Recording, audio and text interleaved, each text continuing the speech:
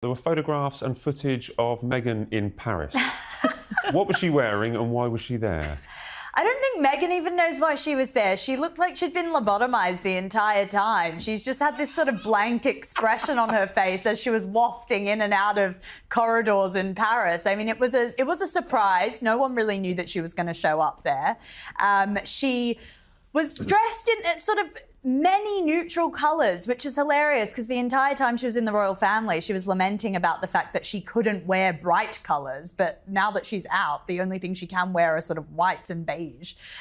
So the whole thing was a bit of a weird farce. I mean, I know we'll get on to some of the videos that she took on her Instagram earlier, but I was confused and confronted by the whole thing because this is not the I'm going to save the world Meghan that I envisioned. This is the I'm a celebrity, I'm desperate for a photo, I want to be in the limelight, I don't need privacy. Well, this is a point I've made in the past. When she was, in the royal family, she wanted to have a voice, she wanted to speak, she wanted to talk about the big issues and claims that she was silenced. But we haven't seen much of that. We just going to the Paris fashion show. What was the reason she went there, Bronte? So it was in support of, this is what she said, in support of, I'm going to butcher this name and I'm so sorry. I'm going to try really hard. Pier Paolo Piccioli. I'm sorry to any Italian viewers. That sounds good. Oh, I try. It was an effort. Anyway, he's the creative director of Balenciaga, but he previously worked for Valentino. Now, she does wear Valentino a lot and has in the past. We haven't known anything about this friendship or association prior to her turning up at Fashion Week, but apparently they're friends. And as I say, she has worn Valentino, so perhaps that's a professional friendship that existed. Look, I'm in a couple of minds. I did find the footage a little baffling because she looked a little, I don't know, out of sorts as she turned up. It was interesting. It was also her first time attending Paris Fashion Week, which is extremely high profile and prestigious.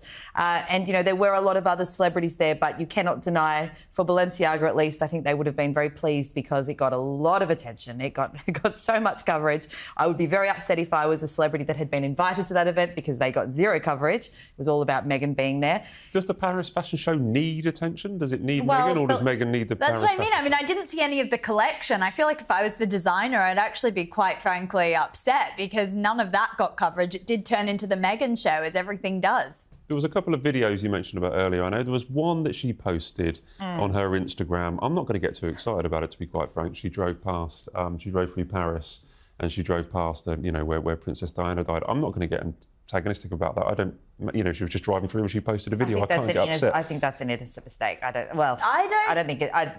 don't think so. I think it's a flagrant dismissal of Harry's trauma. I mean, if she knew anything and if she read his book, she would know just how sensitive that area of Paris is for him. I mean, there's a passage in Spare where he does talk about asking his driver to go into that tunnel at 65 miles per hour just to feel the feeling Diana felt right before the crash. And it was quite a poignant passage among some other things in that book.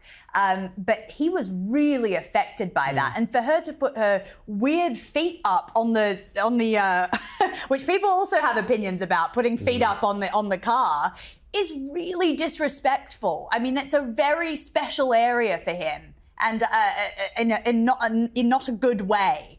And I think she butchered it. I get it. I felt it was clumsy. I just felt it was clumsy. I don't think it was deliberate, and it was a bit short-sighted rather than anything deliberate. She should have known. She should know that stuff if she claims to love him so much. There was another video, again, help me out with this one, where Meghan appeared to be laughing. And do we believe she was laughing apparently at a model almost falling over, or is it just, again, a misunderstood video?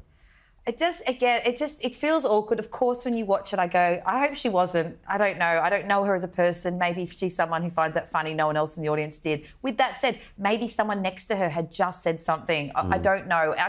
I find it hard to imagine that at the very least, someone that is that aware of her public presence would laugh in that instance, even if she did find it, if she finds slapstick hilarious, even then, I cannot imagine that she'd be make the mistake of laughing at that point. I do think it was maybe an accident, like someone had said something near her. Because why would you do that? Why would you put yourself up to be skewered like that? Well, slapstick is hilarious, so I'm with her on that. You can't let people know that. No, that's fine. Arthur, I'm sure you saw her, is it Balenciaga? Is that how I pronounce it? I'm learning everything. Yeah. Saw her dress. Is Meghan, does she remain, a fashion icon? Is she one of the most fashionable, well-dressed royals you've seen? Paris Fashion Week, a global spectacle of style, status, and strategy, but this time, the spotlight didn't just shine on the runway. It followed Meghan Markle. As the Duchess stepped back into the public eye, one question echoed across royal circles: where is Prince Harry? Under the flash of cameras and the Parisian glow, Meghan Markle made her calculated return. Draped in designer elegance, she wasn't just attending Fashion Week, she was owning it. Every photo, every angle seemed carefully curated, not for the front row, but for the brand she's building. Royal commentators say Meghan used Paris as a soft reintroduction, a glamorous way to remind the world she's more than a duchess, she's a global icon in motion. Experts describe this as Meghan's brand elevation campaign.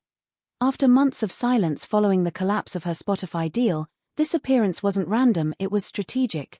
Paris, the epicenter of luxury, aligns perfectly with Meghan's ambitions, lifestyle, influence, and authority in the world of modern celebrity. Every move whispered of independence, but also subtle defiance. But as Meghan dazzled in Paris, another absence spoke volumes.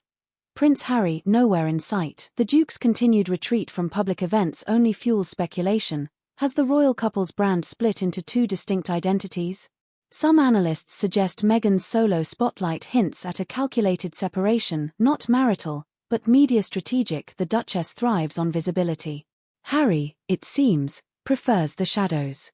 Social media buzzed with debate. Supporters praised Meghan's confidence and individuality, calling her a symbol of modern empowerment. Critics, however, labeled it another Hollywood stunt, accusing her of using royal ties to stay relevant. Inside Buckingham Palace, reactions were restrained, but one royal insider reportedly quipped, "Paris Fashion Week is no place for a duchess without a crown."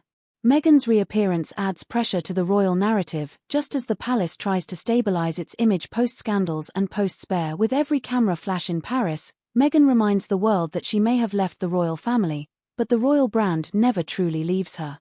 From royal halls to fashion runways, Meghan Markle continues to rewrite what it means to be royal in the modern age. But as she ascends the catwalk of global fame, one question remains: is the Duchess walking toward independence, or away from the crown? This is Royal Saga, where power, prestige, and PR collide. Black and white, both dresses I saw her in one was white. And when I saw it first time, I thought it'd be too big for her. I thought it'd give her the wrong size. But then I've been reading the fashion experts in the Times, and they say, no, that's normal. That's the way it is. That's the fashion. I looked at it closely this morning, the white dress, and it is beautifully made and looks great. But, for me, Balenciaga stole the show. I mean, Meghan, she must have been looked after very well to go to that because, she was sitting with Christine Scott Thomas and... Yeah. But no one got a look in, and it was all about Meghan. And, good old Meghan, her show's going well. She's selling her jam and now she's selling wine. She's doing all right. It's Harry who doesn't seem to be doing much at the moment. So there were two dresses, were there? There was black and white. Black and white. They were both custom designed or made by I'm going to not say the name again. Please don't make me. By the designer. So obviously that was part of the promotion and part of the overall appearance of her. I also found the timing of this interesting. As I mentioned earlier, this was her first time at Paris Fashion Week, and presumably she could have gone in the years previously, given her marriage into the royal family, etc. I found it interesting that it was now off the back of this image that she's really put out for most of the year of the mum in Montecito making jam barefoot. There's that sort of homemade image, and now it's sort of the high fashion Meghan. And I wonder if we've used this word a lot when it comes to Meghan. I'm wondering if is this like a new slight rebrand of now we're going to see couture, high fashion Meghan. Maybe she's trying, the front row of the fashion weeks. Who knows? Maybe this is going to be yet another chapter.